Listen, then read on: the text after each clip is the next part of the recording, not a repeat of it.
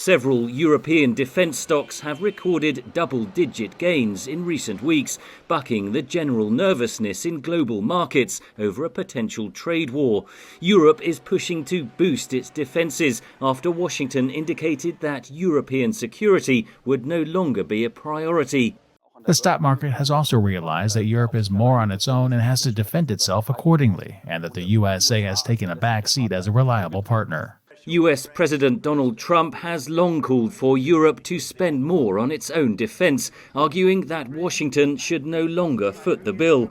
Meeting in Brussels Thursday, European Union leaders, alongside Ukrainian President Volodymyr Zelensky, discussed an $860 billion ReArm Europe Plan, funded by EU bonds and relaxed rules on borrowing and spending. The money is less of an issue than the resolve. We saw after Corona, after COVID, that Europe and the EU quickly were able to mobilize hundreds of billions of euros. Nation states are also ramping up defence spending. Friedrich Merz, expected to be Germany's next chancellor, pledged to relax the nation's strict borrowing rules.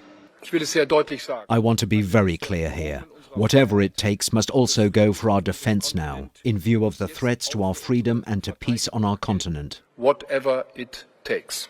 The Trump administration's decision to halt military aid to Ukraine and restrict the use of some American-made weapons has underscored Europe's desire to build up its own capabilities.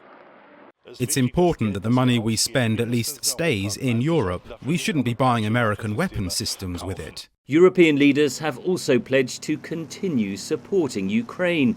But can Europe rearm itself and keep supplying Ukraine?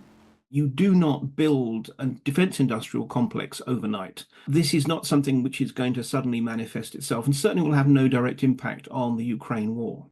Not all Europeans are on board.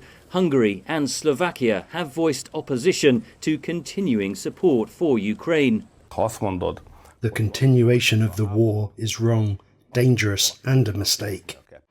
Outside the EU summit, protesters demanded that Europe seize the $200 billion in Russian assets frozen in European banks and use the money to defend Ukraine. Henry Ridgwell, VOA News.